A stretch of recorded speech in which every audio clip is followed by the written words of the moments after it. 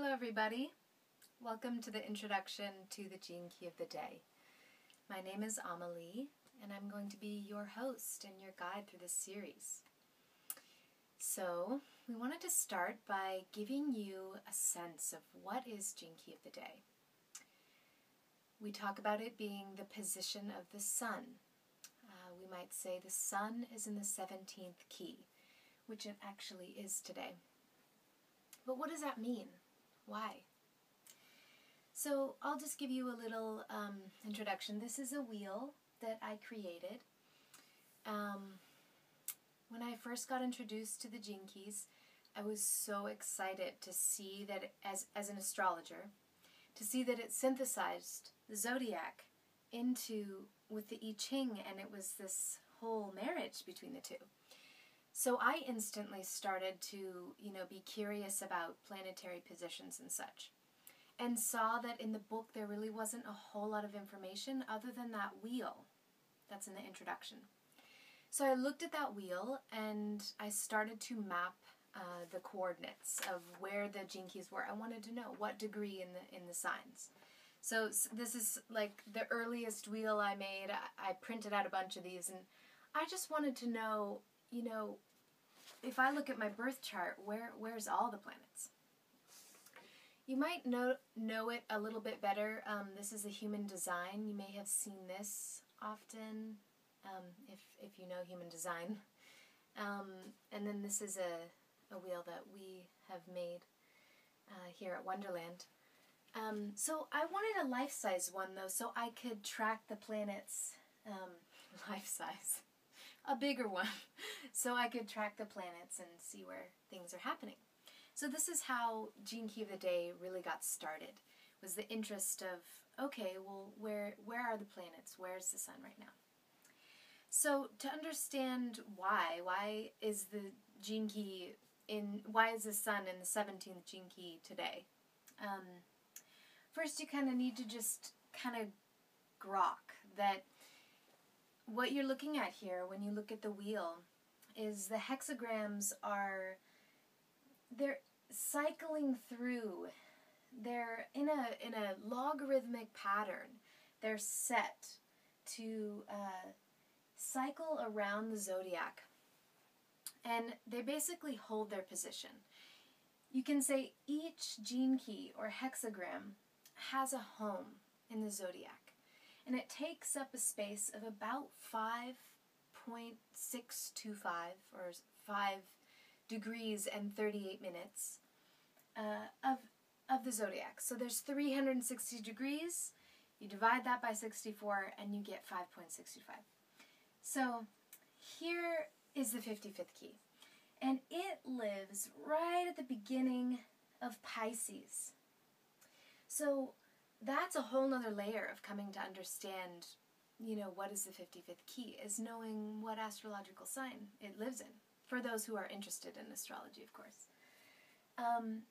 So another sort of inquiry is, well, why are the hexagrams in that order? And that's something that I would love to invite those who are pattern people to take a look. There's a very distinct pattern. In fact, it's a seasonal pattern that the hexagrams arrange themselves in around the wheel. I don't want to give it away because I feel like I don't want to take away that moment of that's so cool, I found that out. Because that was an amazing moment for me when Elijah helped me to see the way that they were arranging themselves. So there is a logarithmic pattern of why they are all arranged in the same way. And it's elemental and it's seasonal. So that's where you get the hexagram wheel. And I like to talk about the hexagram wheel as the Zodiacal Iching. That's just something I've started to say, so you might hear me saying that a bit. So when we look at the sun and where it's at, you might ask, well, why are we looking at the sun? Why don't we look at, where's Mercury or where's Mars? And we will. We want to take a look at where all the planets are because that's so interesting. But mostly we're going to be focusing on the sun because that's how we track time. That's our whole calendar system.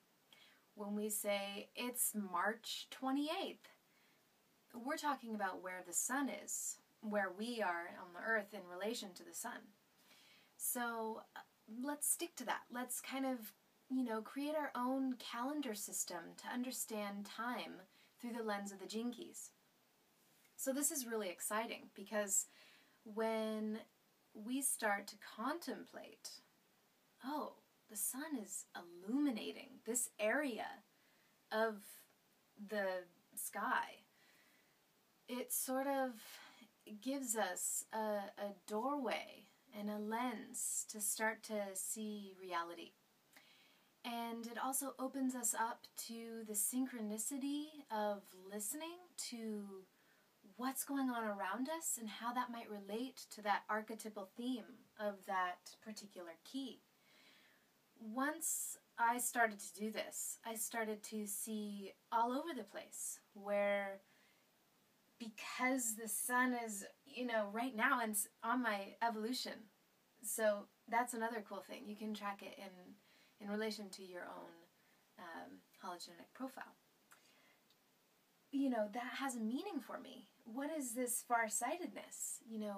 Right now I have the capacity to see farther, or maybe there's more opinion coming up and I can see that, or things around me start to arrange themselves in a certain way. Anyway, it's an amazing tool to understand our reality, and I invite you to take the journey with us and to tune in to this channel and check it out as the sun moves through the zodiac, which, I'll just end with this, is about 5.5 days. So every 5.5 days, the sun is going through these cycles, and we are going to track that together. Thanks for tuning in, and signing off.